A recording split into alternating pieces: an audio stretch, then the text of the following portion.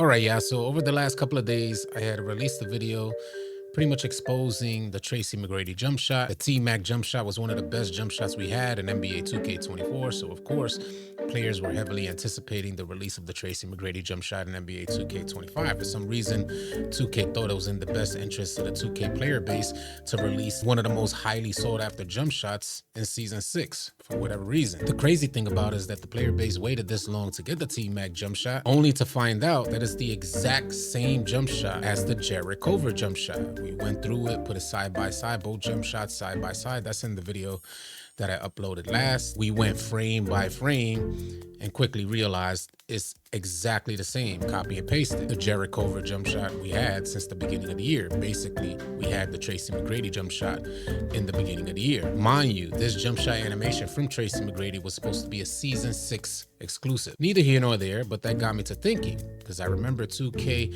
when they were trying to sell NBA 2K25 to us, they were marketing how many more animations they incorporated in NBA 2K25 through Proplay. So of course, I went back to find out. We finna get into all the details. If any of you guys are new here, consider dropping a like and a sub. Leave your thoughts in the comment section below.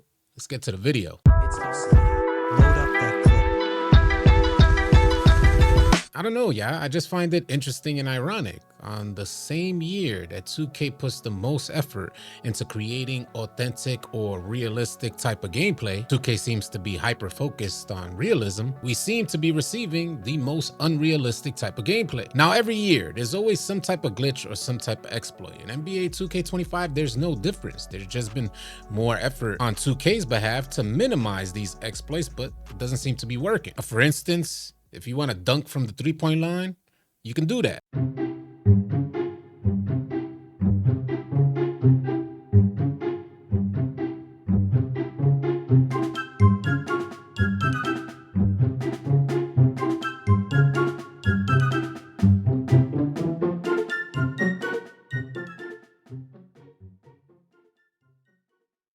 I ask y'all, does that seem realistic to you? I just want to add a quick sidebar. When I was out there playing on my 5'9" guard, you really get a feel for the mid-range game. Using the Pro 2 dribble pull-up animation, quite often I get a little speed boost right into the mid-range and just be able to use a forward-moving dribble pull-up like right around the free throw area. But when I created a new guard build at 6'4", the same area where I would dribble pull-up into now forces me into a layup animation when I'm just trying to take that mid-range. There's something happening with the strides of taller players and keeping that momentum of motion moving forward. It doesn't recognize that you're just trying to take a mid-range shot, and in fact just pushes you in from way far out into a layup animation. Something that doesn't happen with shorter builds. My argument is that for a 6'4" build, which is not like a super tall build, but on my 6'4" build, it pretty much takes away the forward moving dribble pull-up mid-range game. I'm already past my first defender and I don't want to go into the paint. I'm just trying to take a forward moving dribble pull-up with the Pro 2 animation,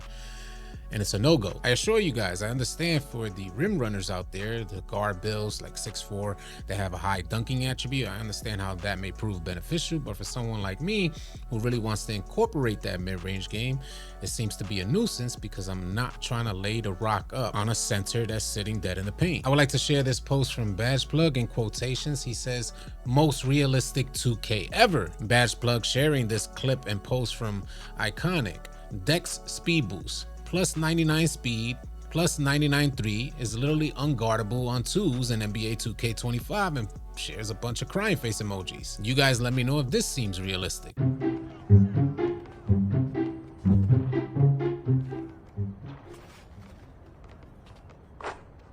I have trouble understanding where's the disconnect between 2K and the 2K player base. When are they going to realize that the 2K player base loves speed? And as we learned on NBA 2K25, you don't have to move fast with the ball. That's what 2K is handicapping you if they're limiting your speed with ball. What you were able to do in older 2Ks, you can no longer do on NBA 2K25. And the 2K community realized that very quickly. This is where the L2 cheese even came from. Players started to realize that they can move way faster without without the ball. So that's what they started doing, and they don't have to worry about no shot timing fluctuations or a 2K shooting algorithm messing with them simply because they got a speed boost or they were dribbling with the rock and try to take a shot after dribbling. From what I understand, moving off ball doesn't penalize your shot at all, so you can move off balls consistently with speed boost, taking catch and shoot shots without having to worry about 2K's algorithm penalty. Now I want to ask you guys if we could all agree on something, that the pace of the game is slower than in older versions of 2K. Can we all agree on that? In my own personal opinion, the game is more clunky as well, so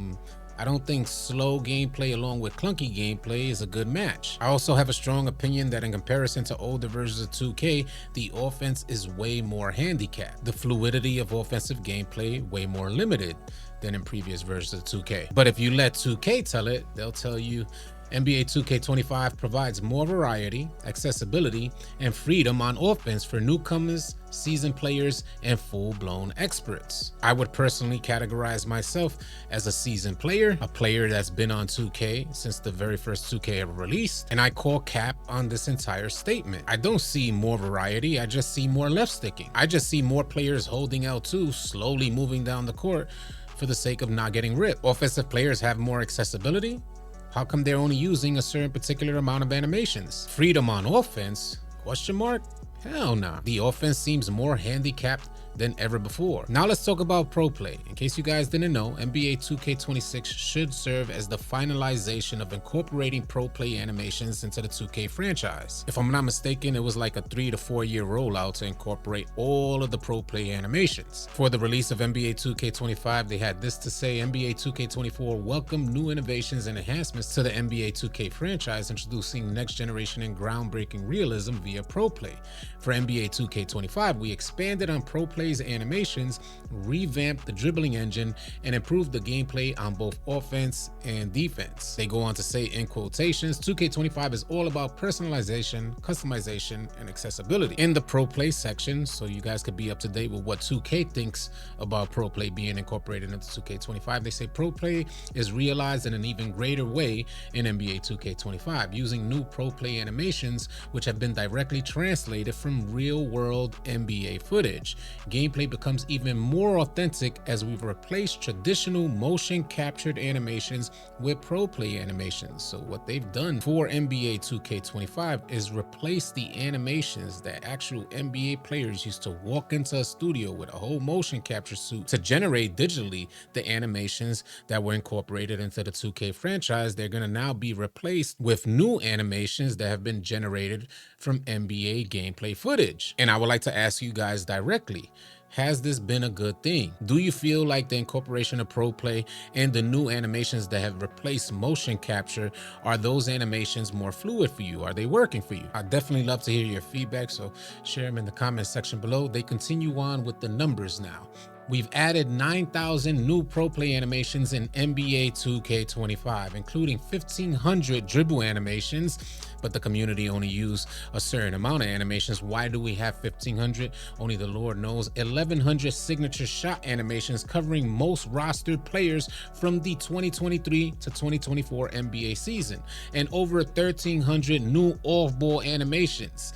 That's where we're getting this L2 cheese from, and people using the slippery off ball, getting that deck speed boost. But anyway, neither here nor there, including 150 new signature motion styles. So all of these animations that 2K has replaced traditional motion capture with, they have all led to the gameplay that we have in NBA 2K25. 1,100 signature shot animations, really 2K? Don't you see that the 2K community only finds a handful of these animations useful? Something gotta give, someone gotta shake things up, because it's all being managed incorrectly, in my opinion. Seems like whoever's leading the way, I don't know if that's Mike Wang that's leading the way, but if it is Mike Wang leading the way, maybe he's too close to the project and he kind of needs to step back. You know how sometimes when you're too close to something that you're heavily invested in, you may fail to see its flaws? It seems like that's what's happening with the 2K franchise. In my opinion, this stuff just isn't working. Surely the game is different, but it's not having the significant impact for the efforts that are put into it. The devs have been gone on hiatus for as as long as I can remember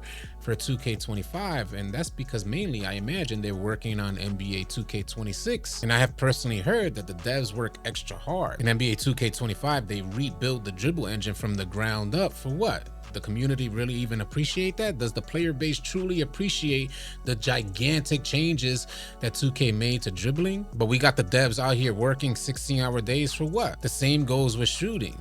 The devs working extra hard to revamp shooting and incorporate all these pro play animations for what? It's not the player base is not receiving the impact of the effort from the devs. And what I'm trying to get at is they would have had the same type of impact, if not more, if they just copy and pasted NBA 2K20 or some of the older, better versions of 2K. In fact, it's my personal belief that they would have had even a stronger impact on the community if the new player base, the new rotation, got to experience the speed and fluidity of some of the older versions. 2K so hyper focused on realism, and the game constantly shows us how unrealistic it is. So what's the point here? Is it all about ego? What's going on here? How about the devs? Y'all listen to the 2K community, listen to the player base, because I'm sure the numbers are telling you differently from what you're marketing to the 2K community. 2K recently sending out surveys to the community asking them for help designing NBA 2K26. It seems to be that they're unaware of how to move forward. And if the player base retention was high,